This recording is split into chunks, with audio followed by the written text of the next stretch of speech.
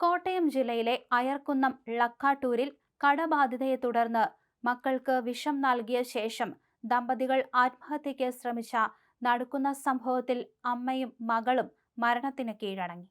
ലക്കാട്ടൂർ ചിറപ്പുറത്ത് തോമസിന്റെ ഭാര്യ ജോസ്ന, ഇവരുടെ മൂത്ത മകളും മറ്റക്കര HSSലെ +2 വിദ്യാർത്ഥിനിയുമായ മരിയ തോമസ് തെരേസ എന്നിവരാണ് ചികിത്സയിലിരിക്കെ മരിച്ചത്. കോട്ടയം മെഡിക്കൽ കോളേജ് ആശുപത്രിയിൽ തീവ്രപരിചരണ വിഭാഗത്തിൽ ചികിത്സയിലിരിക്കെയാണ് ഇരുവരുടെയും മരണം സംഭവിച്ചത്.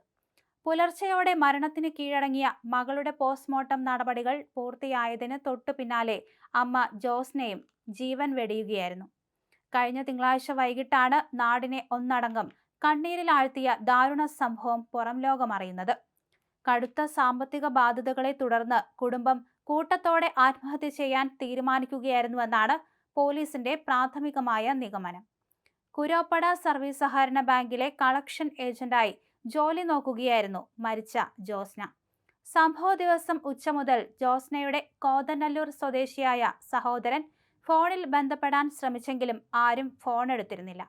ഇതിൽ സംശയം തോന്നി വൈകിട്ടോടെ ഇയാൾ മറ്റപ്പള്ളിയിലെ വീട്ടിലെത്തിയപ്പോൾ വീട് അകത്തുനിന്ന് പൂട്ടിയ നിലയിലായിരുന്നു. തുടർന്ന് നാട്ടുകാരുടെ സഹായത്തോടെ വീടിന്റെ പിൻവാതിൽ ചവിട്ടി തുറന്ന് അകത്തു കടന്നപ്പോഴാണ് 4 പേരെയും വീട്ടിനുള്ളിൽ അവശനിലയിൽ കണ്ടെത്തിയത്. ഉടൻ തന്നെ നാട്ടുകാർ ചേർന്ന് തോമസിനെയും ജോസ്നയെയും മകളെയും കോട്ടയം മെഡിക്കൽ കോളേജിലും ഇളയ മകനെ കുട്ടികളുടെ ആശുപത്രിയിലും പ്രവേശിപ്പിക്കുകയായിരുന്നു. ജോസ്നയും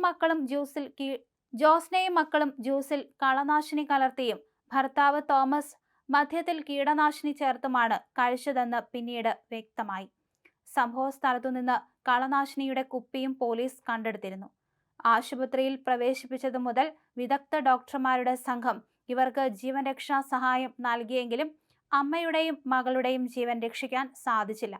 നിലവിൽ അതീവ ഗുരുതരാവസ്ഥയിലായ തോമസ് എബ്രഹാമും ഇളയ മകൻ അലൻ തോമസും മെഡിക്കൽ കോളേജിൽ ചികിത്സയിൽ തുടരുകയാണ്. കുട്ടികളുടെ ആശുപത്രിയിൽ പ്രവേശിപ്പിച്ച അലന്റെ ജീവൻ നിലനിർത്താനായി കഴിഞ്ഞ 96 മണിക്കൂറിലധികമായി തുടർച്ചയായി ഡയാലിസിസ് ഉൾപ്പെടെയുള്ള തീവ്രപരിചരണങ്ങളാണ് ഡോക്ടർമാർ നൽകി വരുന്നത്. ഇരുവരുടെയും ആരോഗ്യനിലയിൽ നിലവിൽ മാറ്റങ്ങളൊന്നുമില്ലെന്നാണ് ആശുപത്രി അധികൃതരിൽ നിന്ന് ലഭിക്കുന്ന വിവരം.